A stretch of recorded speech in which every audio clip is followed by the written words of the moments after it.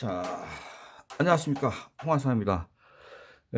지난번에 오미상인 강의를 말씀을 드렸는데, 이거를 PPT로 정리를 한 게 있어서, 그냥 뭐 내용은 다 이미 들으셨으니까 사진 위주로 한번 봐주시기 바랍니다.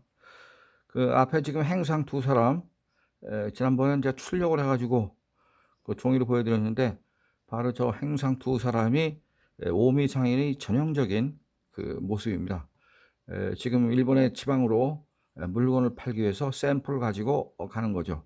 바로 요게 이제 모기 장, 요 밑에가 모기 약하고 칠기 밥그릇을 갖고, 여기 지금 삿갓을 쓰고 지금 조롱이를 입고 집신을 해서 이렇게 가고 있습니다.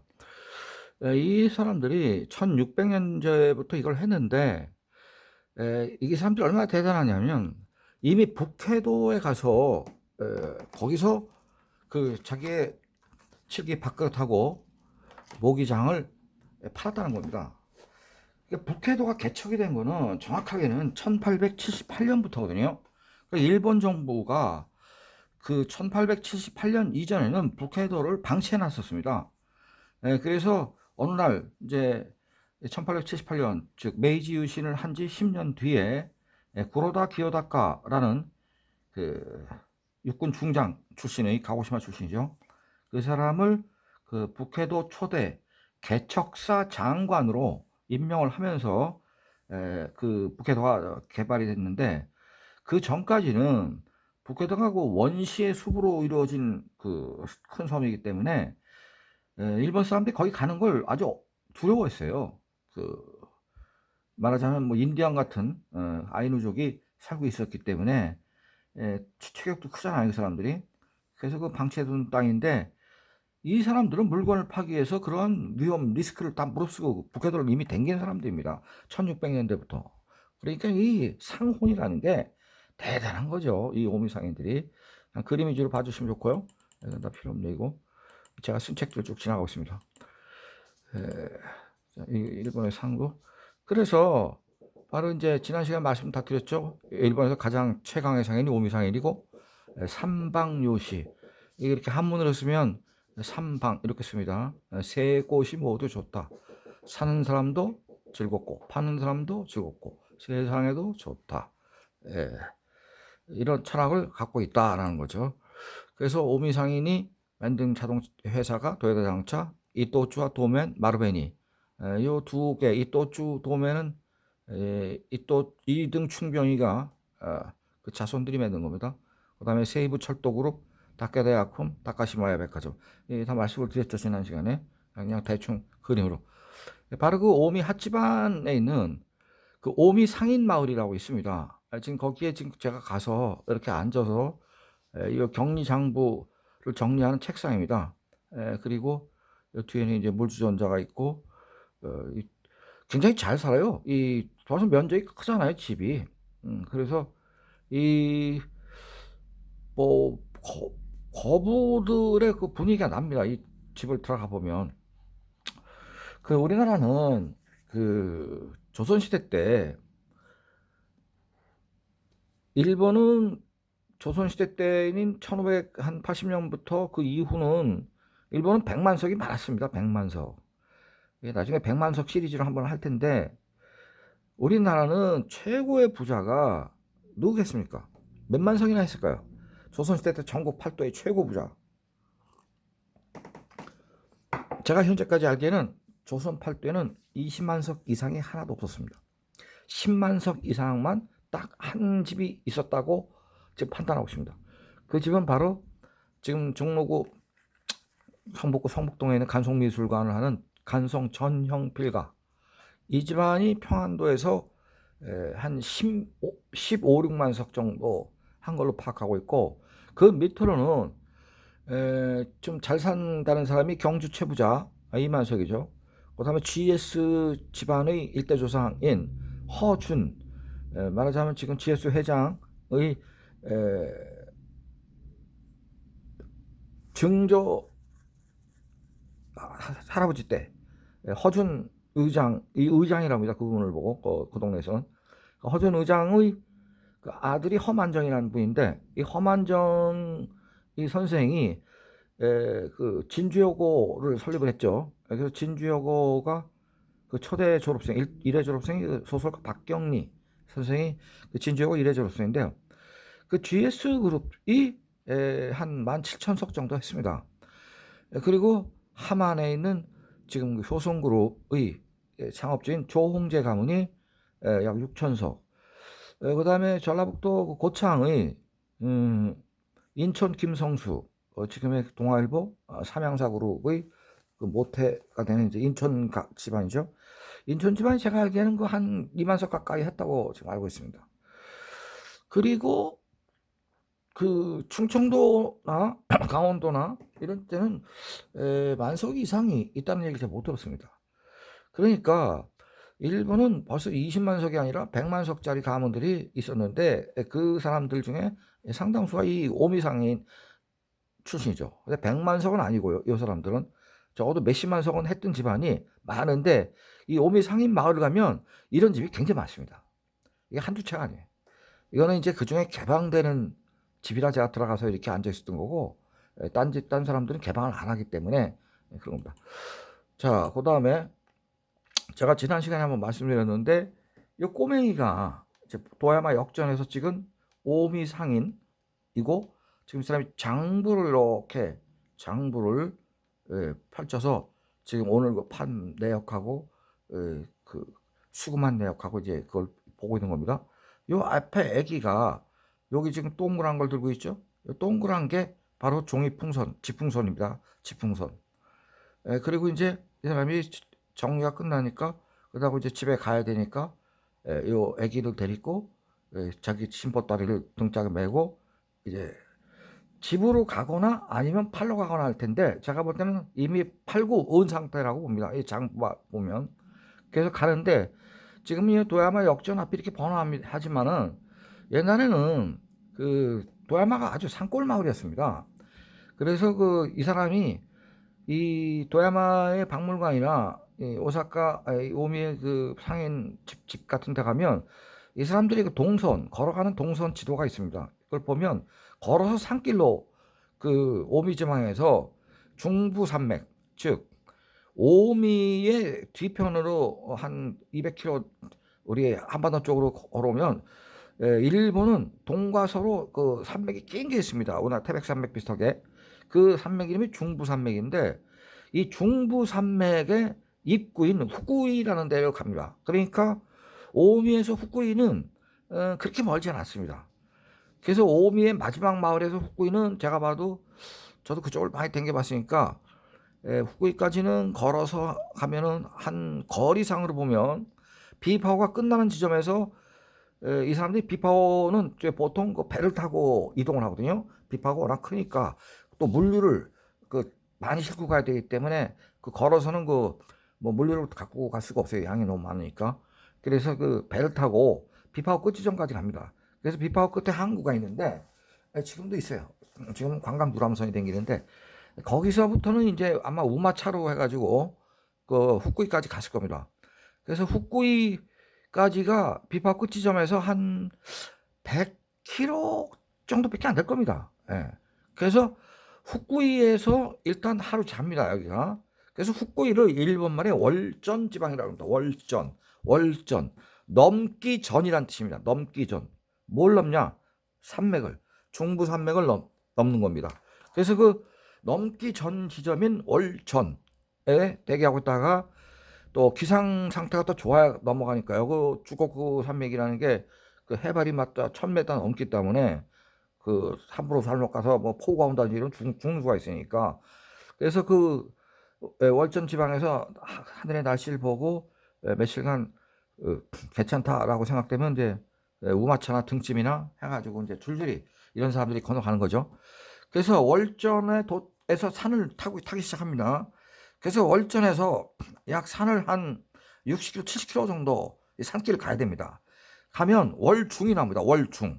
그러니까 월전, 넘기 전이란 말입니다. 이거 후쿠이고, 월중, 넘는 중간입니다. 넘는 중간, 월중. 이게 바로 도야마입니다. 도야마. 여기가 지금 그 화면에 보시는 데가 도야마인데, 월중 이게 주곡구 산맥의 딱 중간에, 그러니까 산맥 중턱에 있는 겁니다. 중간에. 그래서 여기서 이 사람들이 팔 건 다 일중 팔 수 있는 거 다 팔고, 그다음에 또 남은 거는 어디로 가져가냐면 월후로 갑니다. 월후는 어디냐? 니가따입니다. 사카다시와 니가따인데, 니가따가 북송선 가는 걸로 유명하지만 과거 일본은 에도 시대 때는 니가따가 경제력이 어마어마하게 셌습니다. 그래서 월후 지방 넘문 후입니다. 그러니까 니가따 지점은 이미 중부 산맥이 끝나는 겁니다. 이 주곡구 산맥이 중부 산맥이나 주곡구 산맥이네. 이게 끝난 겁니다. 끝났어. 그래서 니가따에서 모든 짐을 다 팔고, 물건을 다 팔고 올 때는 니가따의 산물을 사서 다시 그 배를 타고 자기 후쿠이 쪽으로 와서 걸어서 오미로 오든지 이렇게 합니다. 올 때는. 그래서 올 때는 그 니가따현의 산물을 그쪽에 또 나는 물건들이 따로 있으니까 그걸 사가지고 배를 타고 오는 경우가 많습니다. 이 사람들이 그렇게 해서 월전 넘기 전과 월중인 도야마오, 월후인 니가따 이걸 주로 걸어서 갈 때는 그렇게 갔습니다. 월중에 가서 물건을 마을을 계속 건너가면서 통과하면서 그 마을에서 주문한 물건들을 팔아야 되기 때문에 갈 때는 걸어서 갈 수밖에 없습니다. 단 올 때는 이제 물건을 다 팔았기 때문에 배로 올 수가 있었던 거죠. 근데 이 꼬마를 왜 얘를 심심해 때렸겠냐? 아니죠. 얘한테 이미 어렸을 때부터 요만한 나이 때부터 장사를 가르친 겁니다. 아버지가 내가 이렇게 지금 장사를 하고 있는 거를 잘 봐둬라. 너도 이 다음에 크면 이렇게 해야 된다 하는 거를 이 아버지가 가르쳐 주기 위해서 지금 이렇게 보면 뭐 한 6, 7살 정도나 먹었을 텐데 한 6살밖에 안 될 것 같아. 이걸 벌써 어렸을 때부터 데리고 다니면서 가르쳐 준 겁니다. 그러니까 이 오미상이 대단한 거죠. 바로 지금 그 칠기 밥그릇입니다.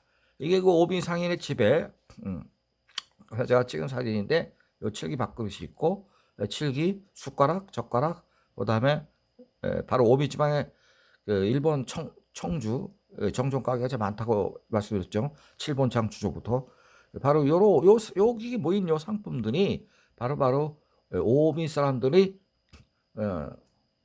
판매 상품이죠. 이건 지난번에 보여드렸고, 바로 오미상인이 집에서 찍은 사진인데 요게 이제 천칭봉입니다. 우리 한약방에 가면 천칭봉이라고 있죠. 천칭봉에다가 이 사람들이 약을 또 많이, 목약뿐만 아니라 약을 많이 치고했습니다. 그래서 요 천칭봉에 약을 이렇게 달아가지고 구람수를 제거하는 거죠. 오미상인들이 갖고 있는 주산입니다. 일본 말은 주산을 소로만이라고 그러는데, 우리 옛날 우리 어렸을 때도 뭐 이렇게 큰 주산이 있었죠. 우리 쌀가게 같은 데 가면 여기 장부입니다. 그래서 그 자기네가 지금까지 뭐 판매 상황을 기록해 놓은 거, 여기 지금 외촌이라고 써 있는데 이 외촌 이 집은 지금 교토에 가 있습니다. 교토의 기모노를 만드는 아주 유명한 집입니다. 바로 이 집이 역사가 기모노를 교토에 가서 판 지가 한 400년 가까이 될 겁니다.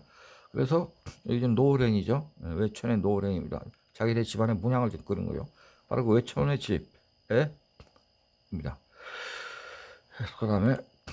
그다음에 이제 복식 부기를 썼다고 이제 여기 나오거든요. 대복장에 따른, 그러니까 판매 장부에 따른 큰 복요는 수첩이라는 뜻입니다. 복식 부기를 이렇게 했다고 자기네들이 써놨습니다. 이게 이 복식 부기가 일본에 없었는데 난데없이 1600년대에 등장을 했는데 이게 바로 이제 개성상인의 후예이기 때문에 그렇지 않겠냐라고 제가 의심을 했는데 그 얘기를 나한테 해준 사람이 교토에 가 있는 오미 출신의 기모노 허리띠 가게 고노다야의 그 사장님이 11회 사장님이 저한테 개성에서 왔다는 얘기를 어렸을 때 들었다 그런 거예요. 며칠 전에 제가 지난번에 강의할 때 하치방 상업고등학교가 만주로 수학여행을 갔는데 지금 이 사진이 바로 하치방 고등학교의 모습입니다. 옛날 모습이에요. 지금도 있습니다. 지금 근데 현대식으로 바뀌었지만은, 그래서 이 학생들이 만주로 수학여행을 가서 칠개 밥그릇이나 약이나 일본 술을 한 개 이상 팔지 못하면 졸업장을 주지 않았다. 이렇게 해서 오미상인을 양성했다. 그래서 하치만 상고가 지금도 굉장히 알아줍니다. 알아주고 일본의 그 도초 대기업의 그 경리부에는 하치만 상고 출신들이 많고, 얘네들이 그 관서 지방에서는 상당히 굉장히 파워가 있는 세력이라고 합니다. 각 회사마다 계급이 높지는 않은데 주로 격리 담당자들의 실무 책임자들, 과장 이런 클래스들이 많대요. 자, 그다음에 지금 맨소레담이라는 약이 바로 오미에 있다라는 거를 제가 말씀드렸죠. 원래는 미국계에서 맨소레담이 오미 지자방에 이거 공장을 냈는데 그 미국 사람이 여기 와 있던 미국 사람이 일본 여자하고 결혼을 해버렸어요. 그래서 이게 사실상 이제 오미 상인이 그 사람이 미국 돌아오지 않고 여기 살았기 때문에, 그래서 그 미국 사람 때문에 이제 이 맨소레담이 일본계 회사로 완전히 넘어가는 겁니다. 한 푼의 이익을 벌기 위해서 천리를 갔다는 사람들이죠. 그 당시에 쓰던 동전이고, 이게 동전 계산기입니다.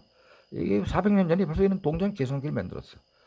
그리고 이 나침반 같은 거는 이 사람들이 걸어서 일본 전국을 댕기기 때문에 이게 반드시 필요한 물건입니다. 제가 한번 말씀드렸는데 그 오미 쪽에 백제 사람들이 많이 진출을 했다라는 걸 말씀드렸는데, 바로 보면 백제사, 벌써 이름이 그냥 우리나라의 백제 시대 할 때 백제가 똑같습니다. 그래서 여기 백제사 300방의 유래, 300방은 암자가 300개가 있었다 이런 뜻입니다. 백제사 정문입니다. 정문이 아주 조촐하죠. 근데 이 절은 들어가 보면 참 진짜 멋집니다. 자, 이게 이제 정문이고요. 제가 이게 본전이죠. 본전인데 여기 이제 올라가는 길인데 제가 위에서 밑에서 찍는데 그림이 좀 시원찮네. 여기를 저서 몇십 번 갔는데 이 사진이 좀 시원찮네. 이게 이제 이 위로 올라가면 대웅절이 있습니다. 여기 지금 큰 신발, 지푸라기 신발 있죠. 이 신발이 기둥이 많은데 신발이 이렇게 크니까 한 3m 이상 됩니다. 먼 길을 가려면 신발을 준비해라 이런 뜻이죠. 그런데 그 신발이라는 게 마음의 수양을 해라 이 말이죠. 그래야 부처님의 경지까지 갈 수 있도록 노력을 해라. 사진이 옆으로 좀 퍼져서 좀 이 절 내부를 제가 보여드리는 건데, 이 절은요 밀교 계통입니다. 밀교. 밀교라는 거는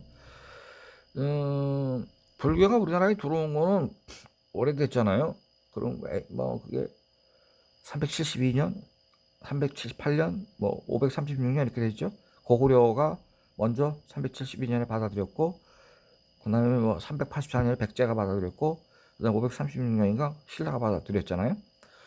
이게 그로부터 받아들이고 나서부터 약 거의 한 고려 대장경이 나오기 전까지는 이게 일종의 학문으로서 그 스님들이 절에서 연구를 했대요. 그래서 종교화가 완전히 된 거는 우리나라에서는 고려시대 때 정도 들어와서 종교화가 됐는데, 이게 종교화 되기 이전의 불교를 밀교라고 한답니다. 그래서 이 절은 밀교의 절입니다. 왜냐하면 이 절이 생긴 게 534년인가 그러니까요. 그러니까 백제가 불교를 받아들인 지 얼마 안 돼서 뭐 이 일본으로 벌써 불교가 건너간 거죠. 여기 들어가 보면 그 일본 절 이 절하고 좀 많이 틀립니다. 요거는 이게 제가 이게 석탑사라는 절인데요. 석탑사. 이 절은 백제가 망하고 나서 바로 오미 지방, 지금 백제사하고 거리가 차로 한 25분 정도 떨어진데, 백제 유민들이 이제 백제가 망하니까 일본으로 서기 660년에 백제가 망하고 대량으로 도망가잖아요. 도망가면서 백제 의장의 아들인 부여풍이 일본에서 이제 백제 세력을 규합해가지고 한반도에 다시 건너와서 나상 연합군하고 전쟁을 하는데 다 졌죠. 다 졌어요. 지고 나서 완전히 이제 나라가 이제 망하니까 이 오미지방으로 그때 뭐 여러 설이 있는데 이미 9만 9천 명은 그 백제사가 이건 백제가 망하기 훨씬 전에 534년인가 이게 만들어진 전이니까 백제사가 세워질 그 무렵에 백제인들이 9만 9천 명이 이미 살고 있었다니까 660년에 이 백제가 대량 이민을 해갖고 그 동네로 다시 또 갔는데 몇 만이 건너간진 백제 패망 때 몇 만 건너가지 알 수가 없어요. 그건 통계가 없고 뭐 자료도 없어요. 그런데 여기를 가면 망한 유민들이 와가지고 이렇게 탑을 하나씩 자기 형편대로 하나씩 이 절에 세웠습니다. 그래서 이거는 굉장히 길잖아요. 이 절의 형태, 이 탑의 형태는 그 일본에만 이런 그 백제의 옛날 탑이 있습니다. 지금 한반도에 이 탑과 똑같은 형태의 탑이 있는 절은 화순에 있는 운주사입니다. 그러니까 운주사 가보신 분들은 거기에 서 있는 탑하고 우리나라 지금 일반적으로 보는 탑하고 탑의 모양이 완전히 다르다는 걸 아실 텐데 이 탑이 바로 백제의 원래 원형의 모습을 갖고 있는 탑입니다. 그래서 이 탑 밑에 조그만 탑들이 지금 이렇게 많이 있잖아요. 그래서 돈이 많은 사람은 큰 탑을 세웠습니다. 그래서 한 뭐 2m, 3m짜리 탑을 세웠는데 돈이 없는 사람은 이렇게 쬐끄만 탑. 심지어는 그 주먹만한 돌 2개 올려놓은 탑도 있습니다. 이렇게 해서 자기 형편에 맞게 1000개의 탑을 여기 세웠어요. 1000개의 탑. 가보면 가슴이 좀 찡합니다. 내가 이렇게 백제가 망해서 고향을 떠나왔는데 우리나라가 다시 좀 일어났으면 좋겠다 하는 애절한 마음을 담아가지고 요 탑을 이 절에 하나씩 기증을 한 거죠. 무지하게 많습니다. 이 뒤쪽으로 쫙 있잖아요. 자, 제가 이 백제사하고 석탑사 이렇게 갔는데 특히 백제사에 있는 이 비석입니다. 비석. 백제사 안에 있는 비석이에요. 하마. 이렇게 하마라고 썼죠. 하마. 말에서 내려라 이 말이에요. 그런데 이 글씨를 누가 썼냐면 그 밑에 보면 오노도후라는 사람이 썼다고 그래요. 오노도후 소야도풍 894년에 태어나서 967년에 죽었는데 이 글씨가 참 진짜 힘차잖아요. 이거는 제가 봤을 때 이게 서예 9단이 아니라 서예 10단입니다. 서예 10단. 이 정도 글씨 쓴 건 글씨가 분명히 획이 바르면서도 기상 힘이 넘치고 그러면서도 글씨가 또 정확하게 선이 다 정확해. 근데도 이 관록이 느껴져 벌써 이 선에서 이건 뭐 서예 10단이에요. 서예 10단. 이런 글씨는 이런 명필은 제가 볼 때 이거는 500년에 한 명 나오기 어려워. 그런데 제가 이 글씨를 감탄해서 가서 봤는데 거기 밑에 보니까 뭐 오노도우가 쓴 북글씨라고 그래서 내가 얘기를 듣던 오노도우 북글씨가 이 정도였구나. 그런데 오노도우가 이 화토의 비광안이에요. 관계가 깊은 사람이죠. 자, 여기에 우산을 쓰고 모자를 쓰고 이게 일종의 이제 비 오는 날 나가려고 옷을 좀 비마저도 적지 않은 옷을 걸친 겁니다.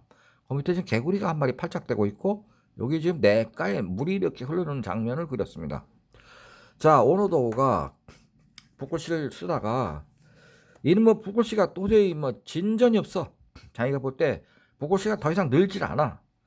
계속 고민하다가 이제 그만 북글씨를 때려쳐야겠다. 그리고 내가 서예를 할 게 아니라 뭐 장사를 하든 뭐를 하든 오노도우가 이 동네 사람이었나 봐요. 오미 사람. 그러니까 이게 서 있는 건데 그래서 아주 굳은 결심을 하고 차라리 장사를 하는 게 낫지 북글씨 해봐야 뭐 하겠냐. 그리고 이제 가출한 겁니다. 집을 나서 버렸어. 집을 나선 게 아니라 집에 안 돌아가려고 아예 작심을 한 거야 이 사람이. 그리고 이제 비가 오기 때문에 우산을 쓰고 이제 집을 나서서 어디론가 이제 아예 떠나버리는 거죠. 막 비가 막 장대비가 오는데 한참 걷다 보니까 이렇게 냇가가 이렇게 냇물이 흐르는데 비가 많이 와가지고 냇물이 불어서 물이 막 넘치면서 쏜살같이 흘러가는 겁니다.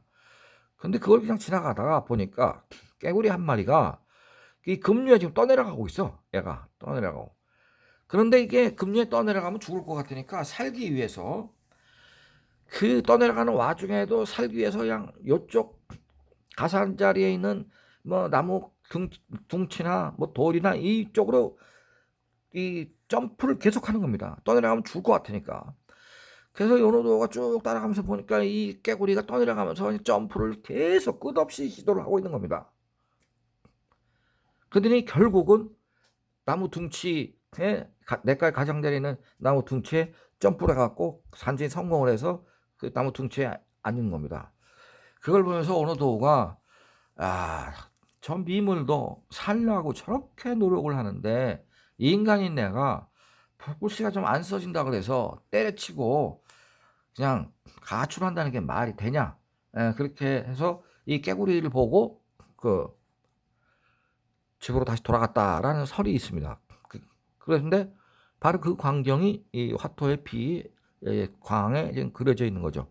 이 오노도는 백제 사람입니다. 백제계의 후손이죠. 그러니까 백제가 패망하고 난 다음에 660년에 망하고 나서 234년 후에 태어났잖아요. 바로 오미 지방에 태어나가지고 유명한 사회죠. 오미 지방에 유명한 사람이 이 사람 말고도 관원도진이라는 사람이 있습니다. 관원도진. 이 관원도진은 바로 이 사람의 선조입니다. 선조인데 그 오늘날 천만궁 신사. 그 천만궁 신사는 학문의 신을 모시는 신사거든요. 그 천만궁 신사에서 모시는 신이 관원도진입니다. 백제 사람이죠. 이 관원도진은 그 아주 총리급에 해당하는 벼슬을 한 사람인데 정치 권력에 투정해서 아주 비참하게 죽거든요. 그래서 그 관원도진 스가라미 시장에는 일본에서는 굉장히 역사적으로 중요한 인물입니다. 굉장히 복잡한 인물이죠. 간단하게 얘기하면 백제와 신라, 가야 이 세 나라의 권력 쟁탈전에서 죽었어요. 관원도진이. 그래서 그 무덤이 지금 그 교토에서 묘가 시신이 떠나서 그 후쿠오카 옆에 큐시죠. 후쿠오카 옆에 그 태제부 다자이후라는 데가 있거든요. 그 다자이후의 천만궁에 이 시신이 이제 그로 갔어요. 가는데 그 천만궁에다가 다자이후에다 쓴 거는 거기를 딱 시신이 도착을 해갖고 원래는 거기서 좀 더 가려고 했는데 시신이 수레가 움직이질 않아. 그 지점에서. 그래서 이 시신이 내 묘를 여기다 쓰라고 한 거구나. 그래서 그 지금의 천만궁 신사 다자이후 바로 그 자리에 무덤을 쓰고 거기에다 천만궁 신사를 세운 거죠. 그 사람은 굉장히 그 영험이 있는 사람이었대요. 그래서 뭐 쉽게 얘기하면 뭐 하늘에 비도 내리게 할 정도의 능력을 갖고 있는 사람이었다더라고요. 바로 이 사람의 조상입니다. 관원도진이. 자, 그 다음에 오미상인의 상법을 말씀드리면 창업의 출발점은 천칭봉이다. 바로 그 천칭봉, 이 돈을 계산하거나 약을 달구거나 하는 천칭봉이 오미상인의 기본이다. 이게 기본. 지난 시간에도 이거 제가 말씀 못 드렸는데 천칭봉이 필수다. 그 다음에 이쪽에 보면 정숙장이라고 있습니다. 이게 네트워크거든요. 그게 일본에 이렇게 돌아다니다 보면 오미를 한문으로 근강이라고 쓰거든요. 근강옥이라는 료관이 일본의 주요한 그 장사를 하는 그 시장거리마다 오미야, 그러니까 오미야라는 료관 혹은 여인숙이 반드시 하나씩 있습니다. 그래서 사카모토 료마가 그 여관에 투숙하고 있다가 그 신선조가 잡으러 와서 신선조 잡으러 와가지고 그 죽을 뻔한 데가 바로 오미야 요관이거든요. 후심이라는 데. 후심이라는 데는 이 오미 사람하고도 아주 관련이 깊은데 오미 사람들이 교토를 가려면 무조건 후심이 사거리를 통과해야 됩니다.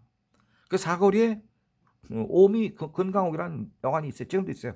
지금은 이제 여관 장사는 안 하는데 그 사카모토 료마가 거기서 신선조한테 방에서 포위당해가지고 그 죽다가 사는 데거든. 그 신선조라는 건 그 독부와 막부가 그 망하기 전에 독부와 막부를 반대하는 사츠마 조슈 도사 히젠 이 4개 번의 사무라이들을 그 죽이려고 신선조라는 이 별도 암살 부대를 조직을 해가지고 막부에서 걔들한테 그 사츠마 조슈 도사 히젠의 사무라이들을 죽이라고 명령을 내렸죠. 그 집단이 그 실행한 집단이 신선조거든요. 이게 사카모토 도마가 그 후시미의 근강옥 여관에서 자는데 그 근강옥 여관의 그 여종업원이 인료 나중에 이제 그 사카모토 로마의 마누라가 됩니다. 부인이 되고 그 료가 사카모토 로마가 자고 있는데 지금 신센조가 지금 와서 수색을 하려고 기웃거리고 있으니까 빨리 도망가라고. 그래서 사카모토 로마가 일어나 가지고 도망 딱 치려는데 바로 방이 포위당해서 그 신센조하고 검으로 한판 붙었는데 그때 사카모토 로마가 권총을 갖고 있었어요. 그 당시에 이미. 그래서 권총 때문에 이제 살아서 도망갔는데 바로 그런 근강옥이라는 여관이 일본의 시장판, 말하자면 니시키 시장 교토, 니시키 시장 끝에도 근강옥 여관이 있습니다. 거기는 좀 괜찮은 여관이에요. 밥값도 좀 비싸. 거기는 그 점심 때 가면은 3,500원인데 저녁 때 가면 6,500원 받아요. 그 저녁 밥값이. 이게 이런 근강옥이라는 여관이 일본 도처에 무지하게 많은데 그 이유는 뭐냐면 그 오미 사람들은 지방에 가서도 생판 모르는 그 동네 료관에 가서 자는 게 아니라 여인숙에 가서 자는 게 아니라 근강옥이라는 여관을 일본에 수백 개를 세워서 전부 거기서 잠을 잡니다. 그리고 거기 주인이 또 오미 사람이야. 그 오미 사람이 아예 여관을 해버리는 거예요. 그러면 그 오미 출신들이 행상 나왔던 사람들이 그 동네 그 시장거리에는 항상 근강옥이라는 그 료관이 있다는 거 다 알고 있으니까 거기에 모여. 그 저녁 때 모이면서 같이 밥 먹고 뭐 그러면서 그 정보를 교환해. 정보 서로 한 동네 사람들끼리니까. 그래서 이 정보를 가지고 네트워크를 활용하는 거예요. 얘들이. 그래서 이 일본 전국 방방곡곡에서 고향 땅으로 돌아오기 위해서 일단은 뭐 오사카 쪽으로 와야 되고 그다음에 교토로 이동해야 되고 그다음에 후시미로 와야 되고 이렇게 그 이동을 해야 되니까 그 이동 지역마다 근강옥 료관이 있어서 그 료관의 정보를 교환하는 거예요. 이게 네트워크가 이미 그 당시에도 아주 전국적인 네트워크를 갖고 있었습니다. 대단한 거죠. 네. 그다음에 그러니까 이 지점이 곧 물류의 거점이 된다는 말이 바로 근강옥이라는 료관이 일본 전국에 있으면서 거기서 잠도 자고 밥도 먹고 하지만은 그 료관에다가 자기가 갖고 있는 물건, 상품을 맡길 수도 있고, 또 돈도 그 돈을 또 뭐 현금을 많이 갖고 다니면 위험하잖아요. 그러니까 그 근강옥에다가 맡겨놓게 나오고. 그러니까 이 사람들은 뭐 개성상인 같은 그런 거 아주 그 철저한 상인들이기 때문에 서로 그 신뢰를 하는 거죠. 그다음에 그 료관에서 있을 때나 서로 이렇게 자본을 서로 합쳐 합자 회사를 많이 만들어. 그러니까 일본은요 합자 회사가 지금도 굉장히 많습니다. 그러니까 주식회사도 많은데 합자 회사가 많아. 우리나라 합자 회사가 거의 없거든요. 근데 일본은 합자 회사 무지하게 많아. 그래서 이 불황대책, 3분의 1 시스템 확립 이런 거는 지난번에 말씀 못 드렸는데 돈을 벌어서 이익이 나면 이익이 이번 달에 1억 원이 났다. 그러면 3,300만 원은 불황기를 대비해 가지고 항상 갖고 있어야 된다는 겁니다. 3분의 1 시스템. 3분의 1은 불황. 네. 또 3분의 1은 뭐 정보 봉급 주고 뭐 물건 만들고 하는 데 쓰는 거고. 또 3분의 1은 지역사회에 대한 봉사. 자본을 소비자에게 돌려주는 거. 그런 거를 하는 이 3분의 1 시스템을 만들었죠. 지금 요게 지금 요 하나 둘 이 행상은 이 마케팅의 출발이라는 거예요. 행상이. 예전에 뭐 차가 없으니까 이렇게 할 수밖에 없는 거죠. 그래서 벤처 정신, 도전 정신이지 벤처 정신이 이 사람들은 별관 근무라는 거는 자기 자식이 태어나면 나이가 한 뭐 15살, 13살, 12살 되면 남의 집에 종업원을 보내요. 그래서 거기 종업원 생활을 해. 남의 집에서. 최하 3년을 해. 최하. 보통 3년에서 길게 하면 한 10년씩 시켜. 그러면 한 13살 정도 됐을 때 남의 집에 보내요. 그것도 오미 상인의 집에 보내는 게 아니에요. 저는 생판 모르는데 뭐 동경 상인, 뭐 오사카 상인, 뭐 교토 상인, 그다음에 그 이세 상인이 또 유명하거든요. 이세라는 데가 이세 상인 뭐 이런 집에 가가지고 거기서 남의 집 밥을 먹으면서 인생이 얼마나 쓰고 짜고 맵고 한지를 배우라고 가서 합니다. 자, 요런 이제 뭐 개성상의 특징이죠. 박리담회 한다는 거. 자, 이렇게 해서 탄생한 회사가 지난번에 말씀드렸다시피 이제 도요타 자동차가 오미 상인들이 400년 동안 모기장, 모기약을 만들어 갖고 도요타 자동차를 탄생시켰다라는 거죠. 이게 이제 도요타의 지난번에 제가 그 도요타의 무차익 경영을 싫어하는 사람이 도요타 리사브로라고 이제 사이다 그런 말씀드렸는데 바로 이 사람입니다. 바로 이 사람. 이 여자가 이 사람의 마누라죠. 그래서 이 사람이 원래 성이 뭐 도요타 아니고 뭐 잊어버렸어요. 되게 성이 좀 이상한 성이야. 이 집에 잠깐 들어. 이 사람은 지금 바로 1921년에 도요타 자동차를 창업한 도요타 사케치입니다. 그러니까 이 여자의 오빠죠, 오빠. 그러니까 이 사람이 손안의 처남이죠.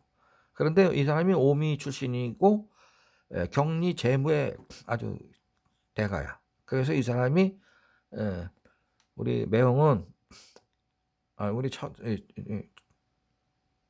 매형이 아니 처남이죠, 손이 처남. 우리 손이 처남은 도요타 사키치 형은 이과 출신이니까 자동차나 열심히 잘 만들고 좋은 자동차를 만드셔. 그러면 격리 재무는 내가 알아서 책임지겠습니다. 그래서 이제 이 사람이 책임진 거죠. 이 여자는 지금 왠지 뭐 밝게 웃고 있는데 자기 오빠한테 좀 잘 보이려고 하는 분위기가 있어요.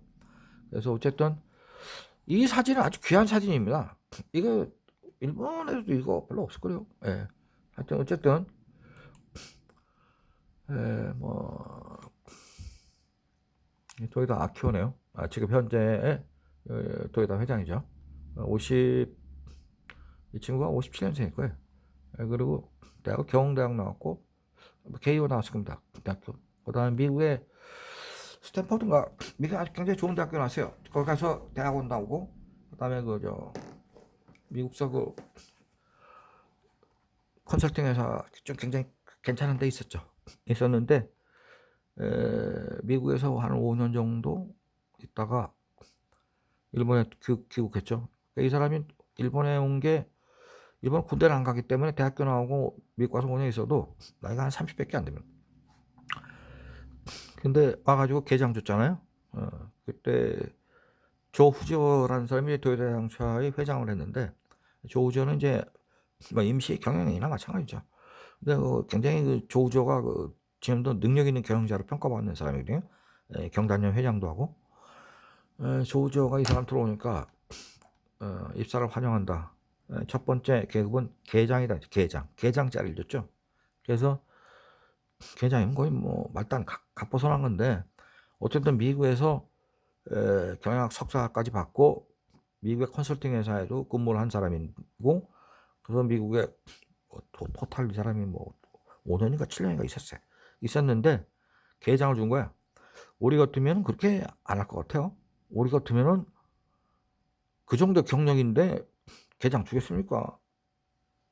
최소한도 과장이나 주겠지. 더군다나 이게 창업주의 5대 자손이니까 오자마자 부장이었는데 계장을 줬는데 계장 1년 하다가 잘렸어. 능력이 없다고.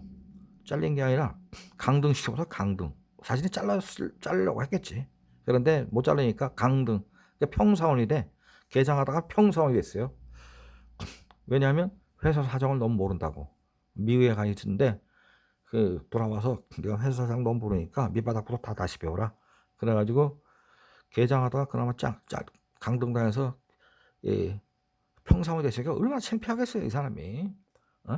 미국에서 좋은 대학교 나고 일본서도 좋은 대학교 나왔는데 그래서 밑바닥부터 배워가지고 부장까지는 남들하고 똑같이 진급했어요. 부장 다음부터는 이제 급속 승진을 했는데 도요타 아키오가 어쨌든 이 친구가 들어와서 이 친구가 입사를 했을 때 일본 도요타가 그런 말 하거든요. 도요타 사원들이 긴장감이 생겼다고. 긴장감. 이게 창업주의 자손이 들어오니까 긴장감이 생겼다고. 근데 얘네 집안은요. 그 도요타 주식의 지금 갖고 있는 게 2%가 안 돼요. 2%. 그러니까 이게 지배력이 없어 사실은. 2%는 뭐 없고 갖고 어떡할 거예요. 33% 넘어가야 최소한도 넘어가야지. 그래야 이게 지가 뭐 이사회 열어갖고 회장 선임권도 갖고 있고 그 시효 지배권이 있는데 2%도 안 돼. 그러니까 사실은 도요타 직원들이 봤을 때는 이 사람이 상징적인 인물이지 이게 뭐 시효 지배를 할 수 있는 인물이 아니에요. 그런데도 불구하고 이 5대 장손이 딱 들어오니까 회사에 긴장감이 생겼다고. 그래서 그런지 도요다가 얘가 들어오고 난 다음부터 회장되고 난 다음부터는 굉장히 그 시련도 많이 겪었잖아요. 그렇지만 잘 되죠. 왜냐면 도요타 기어가 미국 청문회까지 불려나가잖아요. 도요타 자동차에 클레임이 발생해가지고 뭐 핸들이 그 뭐 말을 안 들어가지고 뭐 결국은 그 은폐하려고 그러는데 미국에서 문제 삼아갖고 결국 미국 상원에 가서 증언하다가 막 울잖아요. 눈물 뚝뚝뚝 흘리면서 울더만. 그래서 그런 시련도 겪었지만 어쨌든 도요타가 현재 자동차 회사로서는 세계 1위죠. 세계 1위. 참 대단해. 일본 애들도 그 도요타 벤츠나 BMW를 지금은 세계 1위가 도요타 자동차고 세계 2위가 지금 폭스바겐 그룹이죠. 예. 그리고 우리 그 현대 기아차가 이 토탈 다 합치면 아마 세계 지금 아마 사실상 3대일 겁니다. 자동차 회사로서는. 한국 사람 잘 몰라서 그런데 현대 기아차가 국내 생산보다는 해외에서 차를 생산하는 게 훨씬 더 많습니다. 그래서 그걸 합치면 아마 지금 현대 기아차 합치면 세계 3일 거예요, 우리가. 근데 한국 사람들은 뭐 현대 기아차가 세계 한 5등 정도 되는 걸로 알고 있더라고요. 제가 그 자료를 미국의 그 세계 자동차 협회에서 나온 자료를 보면 재작년 아니 2013년부터인가 현대차가 세계 3위권에 계속 들어가 있었어요. 2016년에 완전히 세계 3위권에 들어갔어요. 해외에서 생산된 것까지 다 합치면. 예. 근데 그걸 잘 모르고 있더라. 자, 이건 뭐 다카시마의 백화점 지난번에 포도 한 송이 사건, 그걸 갖고 말씀을 드렸는데, 그때 그 여성분이 포도 한 송이를 자기가 잘라서 팔 수 있었던 거는 담당 직원의 권한이 세기 때문입니다. 다카시마의 백화점의 담당 직원이 그만큼 권한이 세기 때문이에요. 자기가 알아서 할 수 있는 재량이 있어요. 그거 재량이 없으면 위에 있는 과장이 봤을 때 네가 뭔데 멀쩡한 상품을 가위로 잘라서 팔어. 월급에서 깐다. 딱 이렇게 나올 텐데 그게 아니고 자기가 현장에서 판단해서 그거를 재량권을 발휘할 수 있기 때문에 그게 가능한 거거든요. 자, 미국의 노드스트롬도 그 근무 규정이 있잖아요. 근무 규정 가로 열고 규정이 없음. 현장에서 알아서 판단할 것. 이거예요. 근무 규정 그리고 없음 그리고 가로 열고 현장에서 알아서 자기가 판단할 것이. 그래서 이게 다카시마에도 통했기 때문에 그래서 그게 포도를 한 송이 잘라서 파는 게 가능했던 겁니다. 이건 뭐 그 당시 얘기를 제가 PPT로 정리해 놓은 건데요.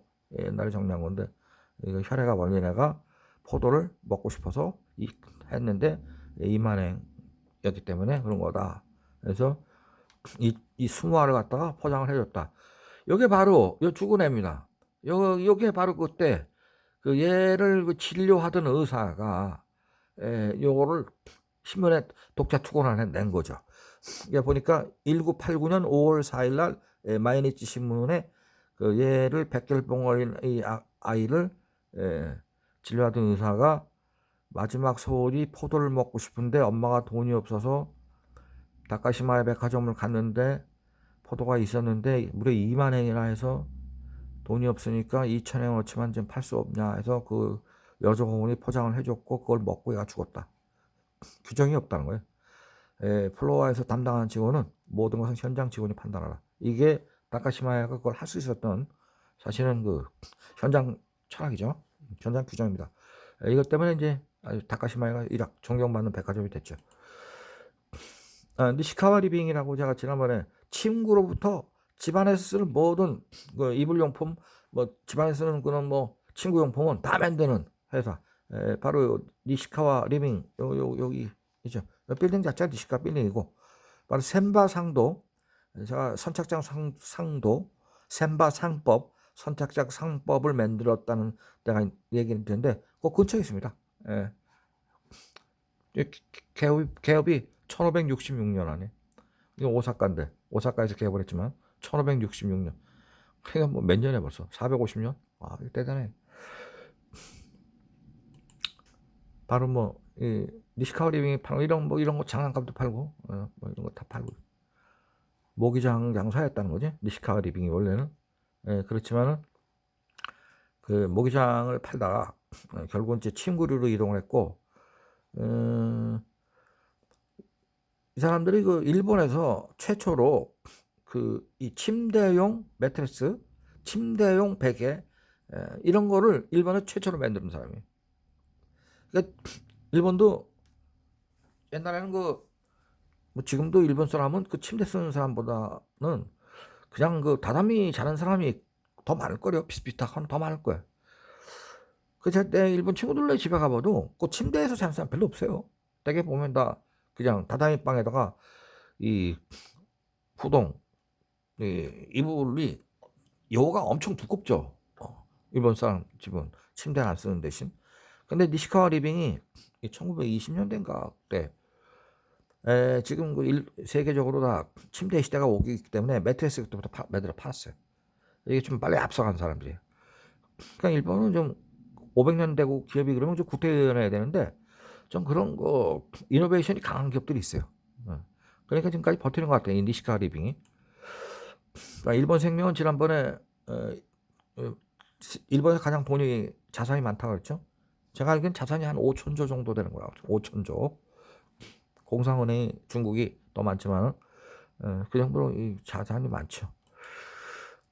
이토츠 상사의 종합상사는 요거는 제가 별도로 이토츠 상사 및 일본의 종합상사의 정보 분석력 요거는 제가 별도로 한번 말씀을 드려야 될 것 같아요. 왜냐면 종합상사들이 일본은 이제 지금도 애들 좀 쇠퇴했어요. 그런데 뭐 쉬운 얘기로 미국의 CIA만큼 뭐 정보력을 갖고 있다고 그렇게 얘기를 하잖아요. 근데 여기 그 이토츠 회장 하던 고바야시 에이저하고 제가 얘기를 해보니까 솔직히 뭐 그 정도까지 되겠습니까? 저희가 그냥 좀 정보가 있다 이런 얘기죠. 뭐 그렇게 얘기하는데 어쨌든 그 정보에 대한 분석은 별도로 한 15분, 20분 정도 말씀드려요. 이게 바로 이제 고바야시 에이저 이토츠 회장이죠. 월급쟁이 출신이고 2010년에 제주 하계보험에 고바야시 회장하고 제가 지금 단상에 서 있은 겁니다. 정경련 주최로 해서 둘이서 그 전날 만났어요. 자기가 좀 이 사람이 저거 좀 내려오라고 하더라고. 전날. 그래서 나한테 뭘 물어볼 건지 좀 뭐 얘기 듣고 싶다. 그래서 내려갔더니 이 사람 부하 둘이 그 호텔 그때가 뭐 롯데 호텔이든가 여기 그 일식당에 앉아서 뭐 정종 마시고 있더라고. 나 뭐 같이 정종 한잔 하자. 뭘 물어볼 거냐 그래갖고 물어보기 전에 내가 물어보고 싶은 게 있다. 고향이 히노가사 맞냐? 그랬더니 맞다 그러더라고. 근데 어떻게 당신 히노가사 나냐? 그래서 그 사바가이도 출신 아니냐? 그러면 고등어길 출신 아니냐? 딱 그랬더니 깜짝 놀라더라고. 고등어길을 아냐고? 그래서 와카사 바닷가에 잡힌 고등어가 등짐을 해갖고 히노가사에서 하루 자거나 거기서 쉬었다 가는 데 아니냐? 히노가사가 당신 고향이에서. 그래서 거기서 또 걸어서 교토의 니시키시장까지 가는 거 아니냐? 그랬더니 한국 사람 중에 히노가사 하는 사람 처음 들었고 사바가이도 얘기를 하는 그 내용을 알고 있는 사람 처음 봤다고. 뭐 일본을 잘 알고 계시니까 뭐 제가 뭐 우리 홍 선생한테 뭐 의심할 게 없겠네요. 뭐 그러더라고. 자, 요게 바로 이또쭈의 정보력 분석인데요. 요 얘기를 제가 나중에 자세히 한번 말씀드리겠습니다. 세지마 류조입니다. 지난 시간 말씀드렸죠. 불모지대의 주인공으로서 시베리아에 11년간인가 억류되었다가 결국은 일본 정부가 이 사람을 계속 풀어달라고 요청을 해가지고 풀어줬죠. 일본 육군사관학교 2등 졸업, 일본 육군대학 1등 졸업, 박정희 대통령의 2년 선배, 그리고 박정희 대통령한테 아주 친했어요. 박정희 대통령하고 이 사람하고 같은 일본 육사 출신들이 돼서 전두환 대통령하고도 친했지만 그래서 이 사람이 박정희가 한국이 발전하려면 어떻게 됩니까? 그랬더니 간단합니다. 종합상사 하세요. 종합상사 설립하세요. 이 사람이 얘기를 했죠. 그래서 결국 우리나라에 대우무역 종합상사, 그 다음에 삼성의 물산, 삼성물산의 종합상사 했죠. 그 다음에 현대 종합상사. 이 세 개가 그래서 그 박정희 시대에 탄생이 돼서 70년대에 우리나라의 그 종합상사원들이 전 세계를 누비면서 그 물건을 팔았죠. 소위 바늘에서부터 미사일까지, 바늘부터 미사일까지 다 팔았죠. 얘가 안 판 물건이 없다 이 말인데, 그 종합상사원으로 70년대, 80년대를 누빈 그 우리 형님들 얘기를 좀 들으면, 그 예를 들어서 그 사우디 왕실 같은데 그 물건을 팔기 위해서 이제 프로모션을 하고 결제를 하는데, 그 왕실의 그 비서실에 가면 전 세계의 종합상사원들이 뭐 미국, 영국, 독일, 뭐 프랑스, 일본, 뭐 한국 해갖고 쫙 거서 그 주재원들이 거기 가서 기다린대요. 그 왕자 하나 만나려고. 근데 그 사람들은, 그 사우디 사람들은 급한 게 없어서 그냥 3시간이요, 4시간이요, 그냥 그 기다리는 사람들을 만나주질 않는데, 그러면 제일 먼저 일어나 간 사람들이, 미국 사람은 1시간 정도 있다가 상황이 안 되면 그냥 가버리고, 분명히 약속을 했는데 뭐 2시까지 오라 그러면 2시까지 갔는데 1시간 지나도 뭐 부르는 게 없고 뭐 그러면 가버리고, 그 다음에 영국 사람 일어나 가고, 프랑스 사람 가고, 독일 사람 가보고, 그러면 맨 마지막에 항상 일본 사람하고 한국 사람 종합상사 주재원 둘 만나는데요. 그러니까 지금까지 5시간 기다렸는데 앞으로 몇 시간 더 기다리는지 모르지만, 그럼 일본 사람도 한 5시간 되면 그냥 간대요. 근데 한국 사람은 끝까지 남아있는데, 한국 종합상사원은. 그럼 결국은 그 왕자가 마지막으로 남은 한국 사람 들어오라 그런대요. 그러니까 이제 사우디 왕자 입장에서도 그 종합상사원의 충성도, 인내심 테스트, 정말로 자기한테 지명을 가지고 물건을 팔려고 하는 건가 아닌가를 일종의 테스트를 해본 것도 있죠. 그래서 한국 사람이 남으니까 몇 시간 기다렸냐면 6시간 기다렸다. 지금까지 6시간 기다렸냐, 나를 보려고. 그래, 네가 나한테 팔고 싶은 게 뭔데? 그러면 뭐 이러는 거 얘기하면, 네가 워낙 그렇게 오래 기다려줬으니까 내가 좀 신경 써줄게. 뭐 이런 식으로 그 남아공에 나가 있었던 그 한국 주재원들 얘기를 들으면, 그 남아프리카 공화국은 70년대에 엘리베이터가 2종류가 있었는데, 하나는 백인 전용, 하나는 흑인 전용이래요.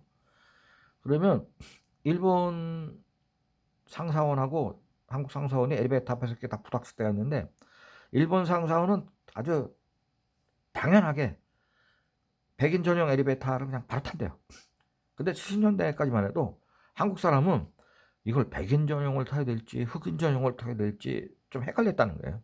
근데 일본 상사원이 먼저 당당하게 백인 전용으로 들어가 버리니까, 아이 우리도 그럼 백인 전용 타야 되는 거다, 그러고 백인 전용 엘리베이터 들어갔다는 거예요. 그러니까 종합상사원들이 참 대한민국을 위해서 정말로 노력을 많이 했습니다. 이 대한민국의 발전 뒤에는 이 종합상사원의 역할이 컸습니다.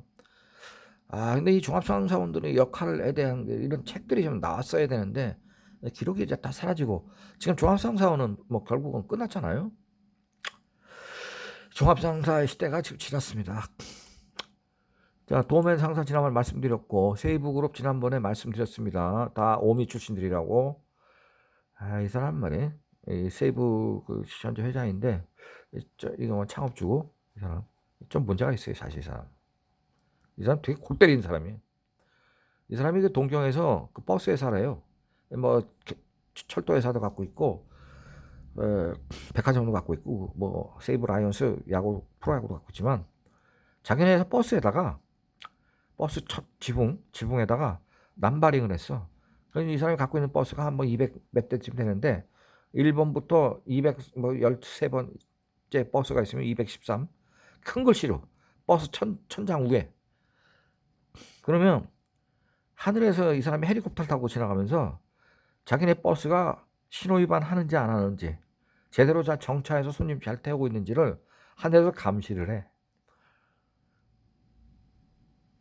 그러니까 천장 위에다가 큰 글씨로 213이라고 딱 써놨기 때문에 눈에 확 띄잖아요, 헬리콥터에서 봐도.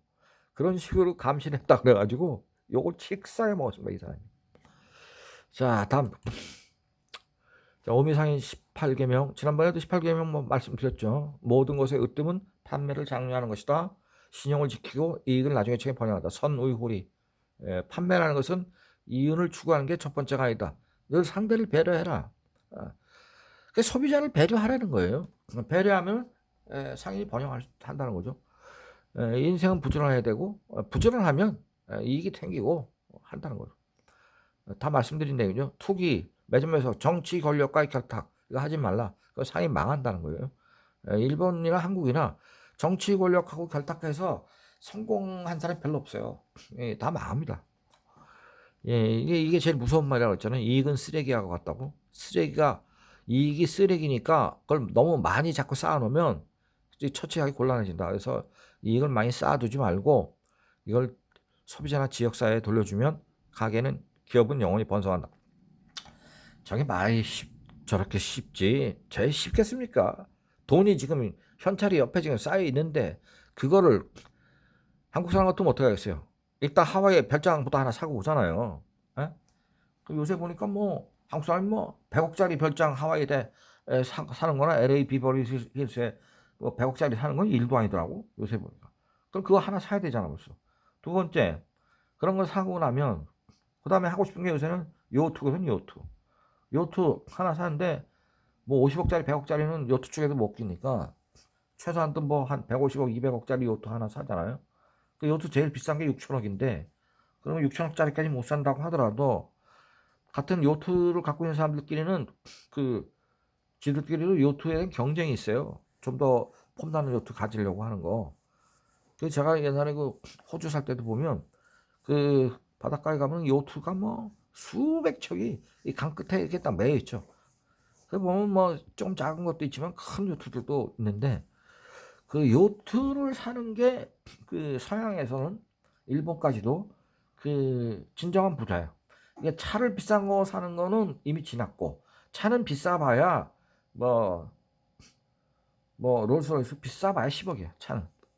그런데 요트는 비싸면 6천억이야 6천억. 싼 것도 다 50억 100억 뭐 웬만한 거 다 200억 300억씩 하니까 바로 별장 사고 요트 사고 차는 당연히 기본이고 근데 별장을 하나만 사는 게 아니라 하와이도 사고 뭐 프랑스에도 사고 뭐 저 남태평양에도 하나 사고 막 이렇게 또 판이 벌어지잖아요. 이런 사람이 사실은 한국 사람들도 꽤 많습니다. 지금 현재 돈이 벌리면 그거부터 하려고 그러지 이걸 뭐 소비자한테 돌려줘? 자다가 봉창 두들기냐 홍 작가 너는 그렇게 돈이 이렇게 뭐 별거 아닌 줄 아냐? 이런 얘기를 충분히 할 수 있죠. 이게 쉬운 게 아니에요. 이게 일본에서도 이거 다 이렇게 실현하는 사람 많지 않아. 근데 하는 사람이 있어요. 그래도 특히 오미 쪽이 강해. 동경 긴자 상인 그런 건 뭐 안 해 이 사람들. 오사카 상인도 안 해. 이게 오미 사람이니까 오미만 하는 거예요. 자 다음 이것도 제가 말씀드렸는데 이건 다시 한번 좀 말씀을 드리는 게 이익을 내면서 가까운 곳에 팔지 말고 이익을 조금 내면 먼 곳까지 팔라는 거예요. 그러면 이게 돈을 힘들게 고통스럽게 벌어야 되잖아요. 먼 데까지 걸어가서 거기서 더군다나 이익을 조금 내야 된다는 거. 저게 일본의 산간 벽지에는 물건을 사고 싶어도 파는 사람이 없고 물건을 살려면 큰 시장까지 걸어 나가서 물건을 사야 되잖아요. 일본은 산간벽지 오지가 무지하게 많습니다. 근데 문제는 이제 지금은 산간벽지 오지에 할머니들이 다 죽고 그래가지고 지금 일본에 지금 내놓은 집이 팔려고 내놓은 집이 800만 거 아니에요? 일종의 흉가가 지금 돼버리는 거잖아요. 800만 채. 이게 800만 채가 나와 있어요. 근데 아무 산 사람도 없어요. 시골에서 할머니가 혼자 고향 땅 지키다가 자기 자식들은 다 동경 같은 대도시 다 가버리고 그래서 바로 이제 그런 상간마을에 과거에는 사람들이 많이 좀 살았으니까 오미상인들이 거기까지 찾아가면서 방문 판매를 한 거죠. 그러면 마을 사람 입장에서는 거기까지 찾아와 준 게 너무 고맙고 그리고 또 비싸게 파는 것도 아니고 이익도 별로 많이 내기도 않고 지가 시장까지 걸어 나간 것보다 나서 고생하면서 사온 것보다 값이 큰 차이가 없으니까 시골 사람한테는 인기 짱이죠. 그러니까 얘네들이 칠기 밖으로는 80%나 일본 전국 제패해버리고 그랬는데 저게 참 대단한 인내심. 일단 극기의 정신이 강한 것 같아. 일본이 지금 내놓은 집이 800만 채인데 현재 일본은 1엔짜리 집도 나왔잖아요. 1엔. 근데 그런 집 사면은 수리비가 너무 많이 들지. 한 제가 일본의 그 산간 벽지 시코쿠 같은 데 가보면 그 동네 공무원들이 나보고 저 집 하나 사가지고 여기서 집필을 좀 하시라고. 근데 사기 싫으시면 한 달에 20만 원, 한 달에 20만 원, 1년에 240만 원이잖아요. 내면 저 1년간 무료 임대 240만 원을 임대할 수 있다고. 근데 그 집이 내가 들어가 보니까 한 5명이 같이 살아도 방이 남어. 큰 집이에요. 일본 전통 목조 가옥인데. 그래서 나보고 5명이 같이 들어와서 그 240만 원 내고 살면 뭐 한 사람이 1년에 한 48만 원 그 정도 하고, 테레비, 냉장고, 세탁기는 자기가 딱 구해주겠대요. 중고지만 그 중고인데 다 잘 쓸 수 있는 거. 공무원이 딱 그렇게 얘기하더라고. 그래서 저보고 와갖고 거기 살라고. 그 동네에 서양 애들이 한 150명 들어와 있더라고요.